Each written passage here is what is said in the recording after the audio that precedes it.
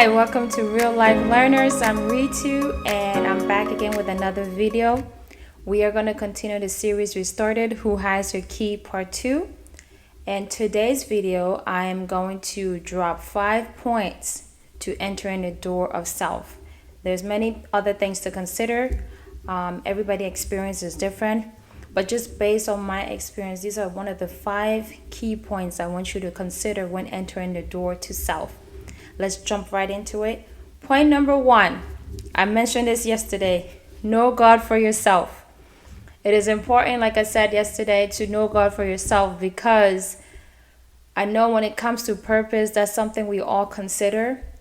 And the way I like to look at it now is that if you ask a kindergarten and someone in elementary school, what do they want to be? They would tell you, I want to work at McDonald's.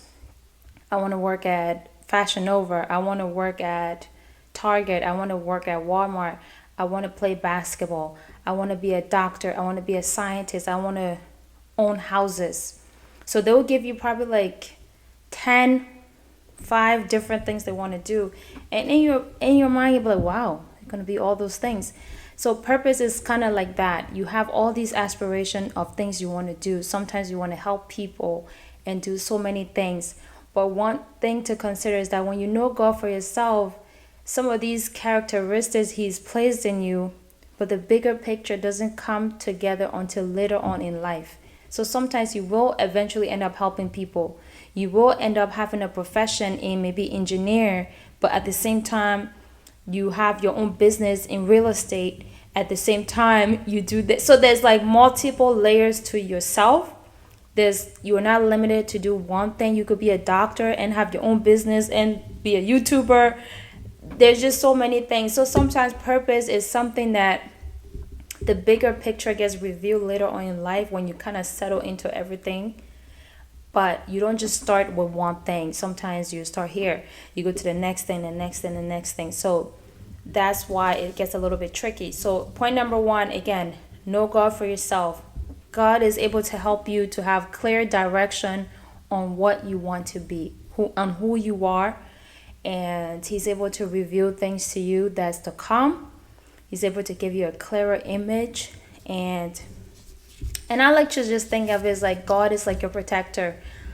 There's so many things where I've been warned about, I've been shown that's been a blessing to my life. And if I didn't know God for myself, I would have made those mistakes. I would have went in those wrong directions. I would have followed wrong instructions. I would have done the wrong things. And so before I knew God for myself, that's how my life was. It was like roller coaster, no fruitfulness and things like that. And knowing God for myself helped me a lot. It saved me a lot of headache, to be honest, because it revealed so many things that I was confused about and it gave me direction. So point number 2, know yourself. So this point is important because you need to know your strength. You need to know your weaknesses, your likes, your dislike. And I remember in the previous video, I talked about the experience of a waterfall. You have to come out to see why do you do certain things that you do.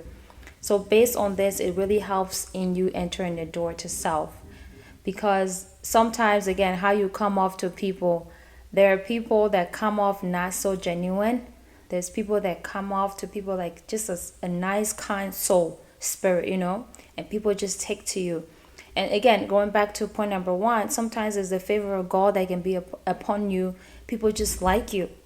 And then in the opposite way, sometimes when you don't know God for yourself and you're dealing with a lot of spiritual forces, it could be the opposite that can be on you, like the spirit of rejection.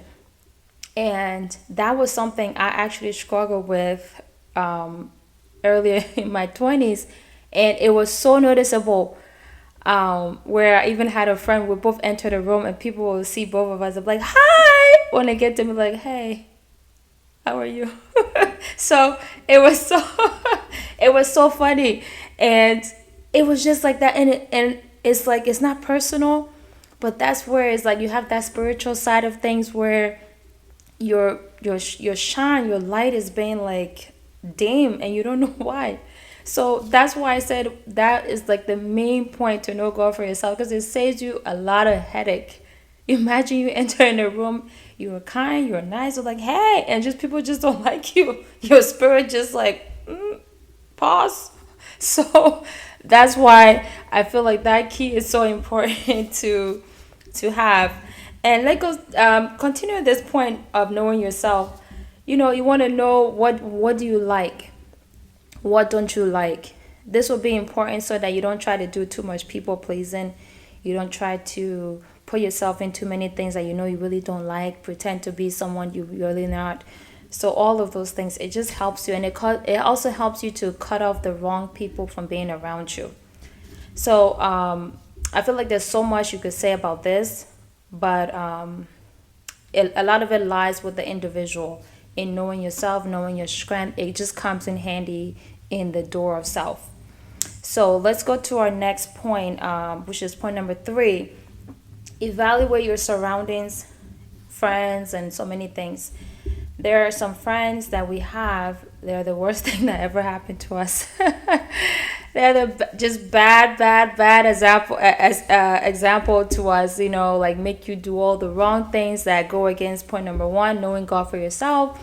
So if you have a friend that's ungodly, they're going to advise you to do all the wrong things. And all those things going to get you in deeper trouble. I used the analogy in my previous video, and I said that imagine a kid go to the store and steal, and the police arrests them or fines the parent like $1,000 or $500. That's the consequence for that wrong action. So it's the same when you have someone around you that makes you do all the wrong things. If you're a teenager, if you're adult, and you let friends get you into some things you're not supposed to be in, it could lead to jail. It could lead to STDs. It could lead to bad credit score. It could lead to being broke. It could lead to so many things. So the people that's around you really dictates where you go in life. And then another thing why it's important is that there are some people around you where everything that you're doing, you share it with them and it doesn't work out. That was one of the biggest thing for me. It is so important to know who is right. Sometimes they're very nice, mean no harm. It's not like they're intentionally doing it, but when you release that information to that person, it just doesn't work out. So there's this saying where it's like, don't talk about what you're doing, just do it. And when people see it, they will notice and say something.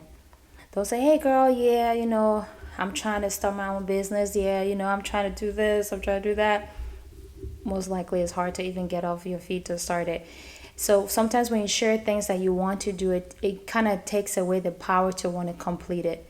And a lot of people will tell you that if you talk to most men of God and just people of faith and just regular people, they understand this. It's like nothing personal. It's just for some reason when you share things with people, sometimes it just doesn't work out. So, and then again, let's go back to the spiritual aspect. There's some friends where, unfortunately, there may be a tool to monitor you from the spiritual realm, to monitor what you're doing, to collect those information. Oh, yeah. What did she say? Oh, she's going back to school. Okay, check. All right, we're going to make sure she fails. What else did she say she want to do?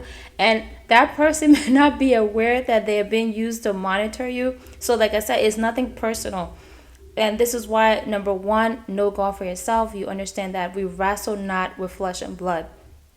You can have someone come to you, be nasty to you that day. You're in a good mood, like, oh, the sun is up, I'm in a great mood. And you go out and someone just cuts you off in traffic and you just get so angry.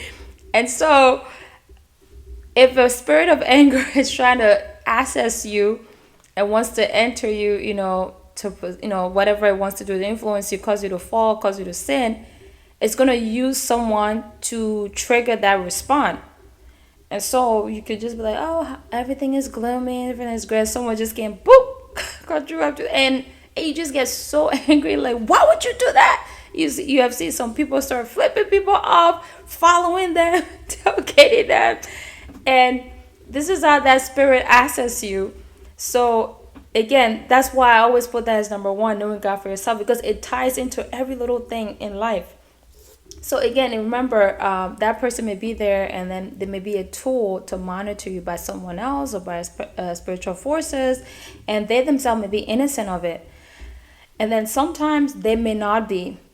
So only God can reveal these things to you, and by you having discernment, sometimes through dreams, sometimes through someone else who is spiritual, and things like that. So that's why it just keep going right back to it, spiritual, spiritual, because it influenced so many things.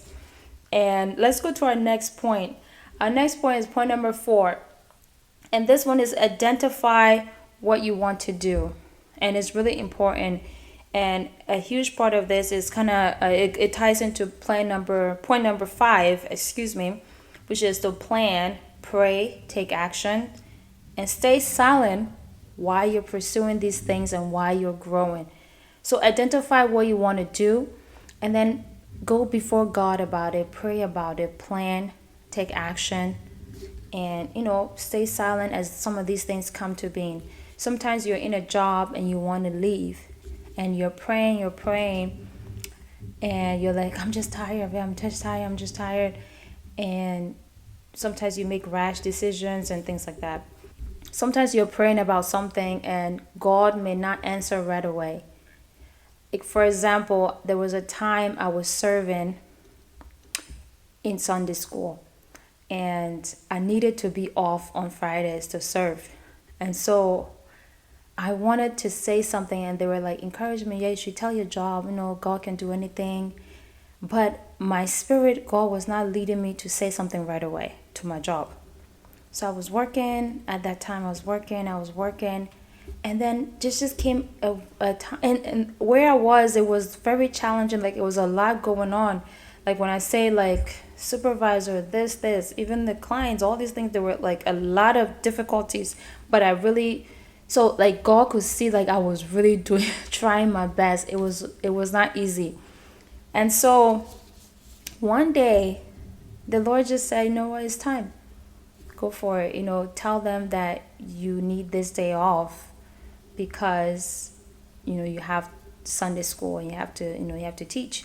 And so I did. I emailed the one of the bosses and things like that, and let him know. I said, I'm sorry, but Fridays just doesn't work for me. And so they switched me to a different site.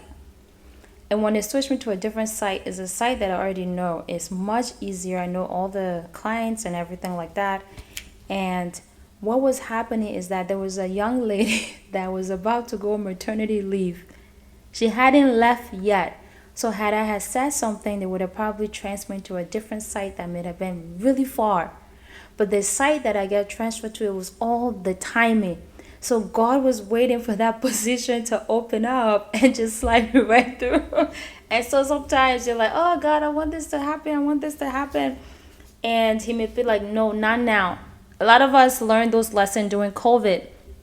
When I remember also I wanted to apply to grad school and all of these things. And some people started certain things, it didn't work out. Some people started, it did work out. So some things you don't know what's going to happen, what's going to come. So having those plans, praying about it, taking the necessary action, and waiting on God and seeing how things go is really important. So again, I know I said a lot of things, but just to recap, the key to self, there's so many things that we can consider.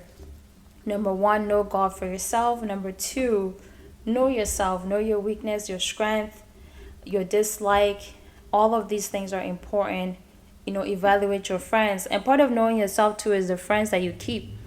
There are some friends that really don't pour into you. They don't add any value to you. So you don't want to, be around such people that's draining you and not refilling you up. And so all of these things to consider.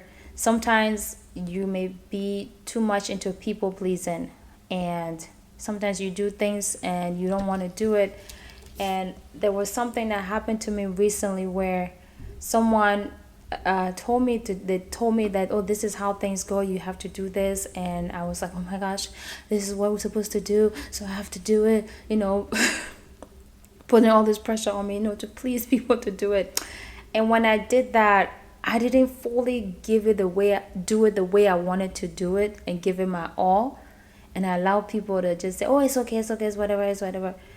And when I did that thing, I felt so embarrassed, and I told myself in my heart, never again would I do something just because someone tells me to. I will really meditate on it, and I will bring it before God and ask for wisdom on how to do it, when to do it, and not feel rushed or feel pressure by others to do it, because it really brings forth embarrassment. And you end up doing things in haste. You miss opportunities, you miss certain doors, opportunity. You had to work with certain people that would have been a blessing to you just because of all the wrong advice and things. So it's so important to know yourself. And if you're someone who like to please people, I'm still working on this one. I think the best thing to do is to know that you everything you want to do is to please God, not man, and to always go before God. Sometimes when you're doing this, people may not like it. They may not like you because you went from, oh my goodness, she does everything for me, she sacrificed more than me, she do this, you do that. And none of those people will do the same thing, especially sometimes you have friends. They always want to take, they always want you to be the one that go over their house, always want you to be the one that visits them, always want you to be the one that sleeps over, but they don't do the same. And then you have people where it's like the friendship is like a market exchange. You give me one, I give you one. I'm not saying this to judge people, but one thing I want you to understand is like people are at a different phase in life. And it's important to discern and to recognize the phase that person is in and show mercy. Because at one point you were in the phase. So someone could be in the phase where they can't just travel with you everywhere. They can't just do this because why? They have to build the foundation of their life. But you find a way to connect with them in that way. But there's some people where like, oh, if you don't come and meet me this, you don't do this, I'm not going to sacrifice myself, I'm not going to do this. And most of the kids, those are the people that don't like to make sacrifice for others. And also sometimes it's people who did used to make sacrifice for others and they felt like they weren't receiving the same back. And so one thing to always consider again, and this is number 2, know yourself, is to know your love language. I know we hear a lot of that when it comes to relationship, but I feel like it's important too when it comes to friendship, because a lot of friends, there's a loss in connection, because some people don't know how they want their friend to show up for them. Some want to hear this, want to be like this, but when that person's not doing it, it's like a disconnect. So I know I said a lot here, but that's the end of our points here. This is the end of our video. I want you guys to like and subscribe, and just let me know what doors you want to access in life, whether it be sports, career. Just let me know. I'm reaching out to a couple of people to do some series on that, and so just let me know, comment below what doors you want to access. If you have any suggestion, let me know, comment below, like and subscribe, and I'll see you guys again. Thanks for watching.